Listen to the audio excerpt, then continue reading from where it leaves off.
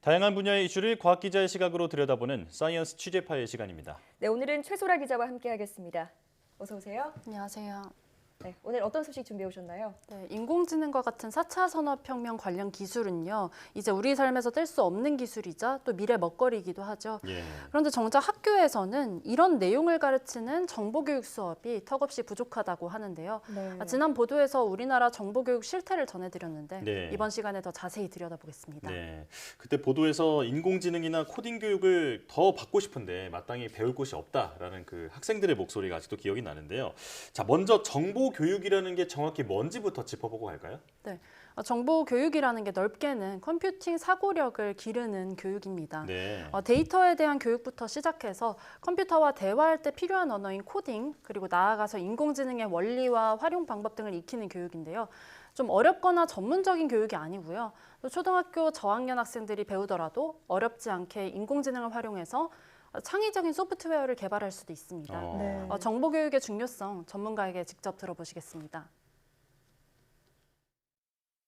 미래에는 컴퓨터를 다루거나 소통할 수 있는 능력이 없으면 아마 직업도 거의 얻기 어려울 겁니다. 그래서 코딩 못하면 아니면 컴퓨터 구조나 소프트웨어에 대한 기본 개념이 없으면 아마 사업을 하시든 어떤 일에 종사를 하든 아마 굉장히 직업 구하기 어려운 시대가 올 거라고 저는 과감히 말씀을 드립니다. 단순히 컴퓨터와 관련된 교육이라고만 생각을 했었는데 말씀을 들어보니 미래의 일자리와도 깊이 관련이 되어 있는 굉장히 중요한 교육이라는 건데요. 자, 그렇다면 현재 우리나라 초중고 학생들은 이런 교육을 어떻게 배우고 있나요? 네, 현재 우리나라 교육과정은요, 지난 2015년도에 개편된 교육과정이 그대로 유지되고 있는데요. 네. 초등학교에서는 정보교육을 5학년이나 6학년 때 최소 17시간 가르치도록 돼 있습니다. 예. 한 학기가 17주니까 초등학교 6년 동안 딱 한 학기만 일주일에 1시간 정보교육을 받는 셈입니다. 중학교에서는 3년 동안 최소 34시간을 받도록 돼 있는데요. 대부분 1학년 때 정부 수업을 넣거든요. 그러니까 대부분이 중학교 1학년 때만 일주일에 1시간씩 교육을 받는 게 전부인 셈입니다. 예. 물론 학교에 따라서 이런 시간보다는 더 많은 시간을 정보교육을 하는 학교가 있기도 하고요. 또 선도학교로 신청이 돼서 선정이 돼서 제대로 된 환경을 좀 갖추고서 방과 후 수업 등을 활발하게 진행하는 곳도 있습니다. 네. 하지만 대다수 학교가 최소 시간을 맞춰서 교육식 과정을 편성을 하기 때문에 현재 대부분 학생은 중학교를 졸업할 때까지 정보교육을 고작 51시간 받는 것이 현실입니다. 네. 이게 어느 정도 수준인지 전문 교사에게 직접 들어보시겠습니다. 사고력을 기르고 문제 해결력을 기르기 위한 그런 교육인데 그런 것을 기대하기에는 상당히 어려움이 있다 이렇게 생각을 합니다. 그래서 실제로 학생들한테 물어보면 몇 시간을 배웠냐에 따라서 학생들이 이 과목이나 아니면 소프트웨어, AI에 대해서 인식하는 수준의 차이가 상당히 크다는 걸 알 수가 있어요.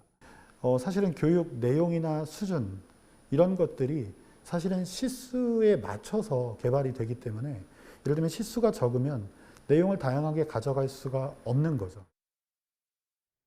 네, 게다가 고등학교는 더욱더 문제입니다. 정보교육이 필수 과목조차 아닙니다.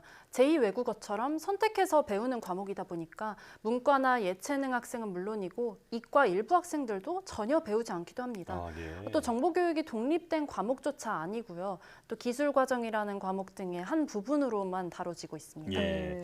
얘기를 들어보니까 그 중요성에 비해서 이 정보 교육이 시간도 깊이도 부족한 점이 많다라는 건데요. 보완이 좀 필요하겠네요. 자, 그런데 학생들도 이런 정보 교육을 재밌어하고 또 더 배우고 싶어 할 것 같은데 어떤가요? 네, 한 중학교에 가서 여러 학생을 만나봤는데요. 네. 직접 들어보시겠습니다. 예, 그냥 이런 수업은 나중에 2학년 때 없어진다고 하던데 계속 있었으면 좋겠으면 하는 바람이 있죠. 이런 코딩이나 AI 쪽에 관심이 있어서 한번 신청을 했는데 친구들도 전부 다 재미있게 생각하고 근데 일주일에 2시간 있는 게 좀 아쉽다고 생각은 해요. 우선 정보 수업이 일주일에 2번 있는데 약간 2번만 있는 게 약간 좀 아쉬워서. 네, 많은 학생들이 제가 만나본 바로는 어떤 직업을 가지든 앞으로 컴퓨터 교육이 중요할 것이라고 인식하고 있더라고요. 예. 그래서 자발적으로 방과 후 수업을 듣는 경우도 많았고요. 하지만 또 방과 후 수업은 정원이 정해져 있거든요. 그렇죠. 그러다 보니까 의지가 있는 친구들은 사교육에 의존해야 하는 상황이 생기기도 하고요. 또 여건이 안 되는 학생들은 정보교육을 불가피하게 배우지 못할 수도 있다는 겁니다. 예. 네. 자, 그러니까 공교육에서 정보 수업이 적고 또 그 깊이가 얕다면 이제 친구들은 정말 사교육에 의지하면서 그렇게 교육 격차가 점점 벌어질 수 있다라는 문제가 앞으로도 더 심각해질 텐데요. 자, 그렇다면 선진국들은 이 정보 교육을 어떻게 실시를 하고 있는지도 궁금합니다. 네, 먼저 미국의 경우부터 살펴보면요. 미국은 주별로 그리고 자치단체별로 학교 수업 과정이 달라서 일률적으로 말할 수는 없지만요. 예. 일단은 초중고등학교에서 정보교육이 필수 과목입니다. 평균 수업 시수가 416시간으로 우리나라의 51시간보다 8배 이상 많습니다. 영국의 경우도 공립학교의 경우 필수로 배우는 정보교육이 평균 374시간이고요. 또 사립학교는 더 많을 것으로 예상됩니다. 예. 또 교육을 시작하는 시기도 우리나라는 초등학교 5, 6학년인 반면에 초등학교 저학년 때 시작된다고 합니다. 또 인도의 경우는 256시간, 중국은 212시간으로 우리나라보다는 현저하게 많습니다. 특히 일본의 경우는 최근에 정보교육 시간을 대폭 늘렸습니다. 네. 기존에 125시간이었는데 이것도 우리나라보다 훨씬 많지만 오는 2025년에 대학 입시에 정보교육을 포함하겠다고 하면서 400시간 이상으로 늘렸습니다. 네, 이게 다른 나라와 비교해 보니까 이렇게 손 놓고 있을 때가 아니다 이런 생각이 드는데요. 네. 이게 내년에 그 교육과정 개편을 앞두고 있잖아요. 지금 우리나라도 선진국처럼 이런 정보 교육을 좀 강화해야 한다 이런 목소리가 나오고 있죠. 네, 그렇습니다. 내년에 2022 교과과정 개정이 예정돼 있는데 내년 10월에 고시될 예정입니다. 네. 실제 교육 현장에 적용되는 거는 2024학년도와 2025학년도입니다.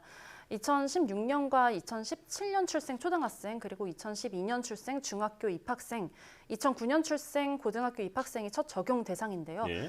이게 당장 교육과정이 개정된다고 해도 현재 초중고등학교에 다니는 학생들 대부분이 혜택을 못 받을 수가 있습니다. 예. 전문가에게 들어보시겠습니다. 이번에 그걸 못 넣으면 어떻게 되느냐? 또 10년이 늦어지는 거예요.